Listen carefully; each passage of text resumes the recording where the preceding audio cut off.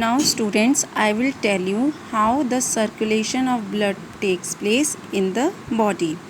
How this oxygenated and deoxygenated blood flow in the body. I have told you that we take oxygen through our mouth and that oxygen enters to the lungs. These are the lungs. Here all the oxygen enters into these bronchioles. About the respiratory system I have told you. So these are the lungs. You can see the lungs and the hearts are joined by some tubes.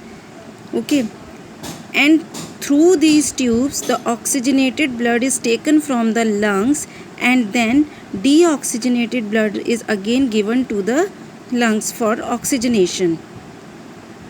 अब कैसे होता है ये सब? सी, हमने सांस ली, oxygen हमारे lungs में आ गया और लंग्स से ये एक ट्यूब जो होती है जिसे हम बोलते हैं pulmonary vein. This tube is known as pulmonary vein.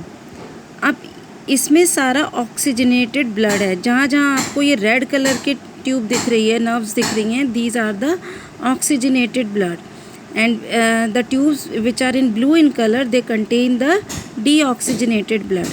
अब यहाँ से ऑक्सीजनेटेड ब्लड जो है वो इस पल्मोनरी वेन से होता हुआ गया. मैंने आपको बताया था कि वेन्स में इम्प्योर ब्लड होता है, यानी कि डीऑक्सीजनेटेड ब्लड होता है.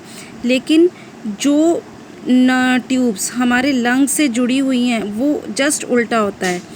वो उसमें ये वाली वेन है जो लंग्स से हार्ट से जुड़ी हुई है उसको बोलते हैं पल्मोनरी वेन.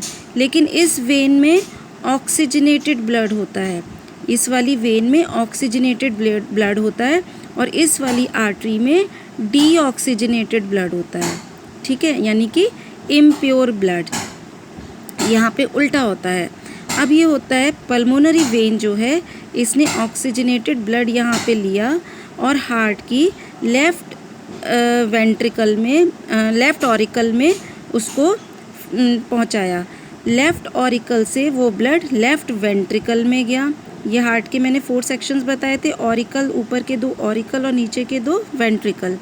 तो यहाँ पे लंग्स से ऑक्सीजन कलेक्ट करके ब्लड यहाँ पे लेफ़्ट ऑरिकल में गया, ऑरिकल से में वो वेंट्रिकल में गया, वेंट्रिकल से होता हुआ ये ब्लड यहाँ पे, ये देखो, इसे बोलते हैं एओर्टा.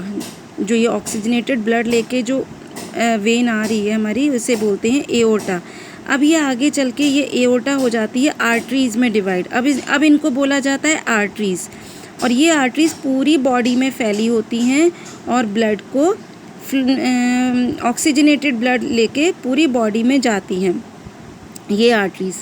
अब जैसे मान लो ये कोई ऑर्गन है और यहाँ पे इन आर्टरीज़ ने ब्लड को पहुँचा दिया. यहाँ पे इस ऑर्गन में जो भी वेस्ट मटेरियल होगा या जो भी कार्बन डाइऑक्साइड होगा उसे कलेक्ट करते हुए ये वेन्स, अब ये कहलाएंगी वेन्स. इसने इम्प्योर ब्लड ले रखा है. अब ये वेन्स पूरी बॉडी में से होती हुई सारे ब्लड को कलेक्ट करती हुई एक वेन में बन जाएगी, पूरी एक वेन में आ जाएगी और इस वेन को हम बोलेंगे वेना कावा. ये कहलाती है वेना कावा. और ये सारा इम्प्योर ब्लड राइट ऑरिकल में दे देगी. राइट ऑरिकल से फिर राइट वेंट्रिकल में और राइट वेंट्रिकल से फिर होता हुआ ये सारा डीऑक्सीजनेटेड ब्लड पल्मोनरी आर्टरी के थ्रू लंग्स में चला जाएगा. फिर लंग्स में ये ब्लड प्योरीफाई होगा, ऑक्सीजनेटेड होगा और वापस फिर ऐसे सेम प्रोसेस रिपीट होगी. So like this your blood gets oxygenated and deoxygenated.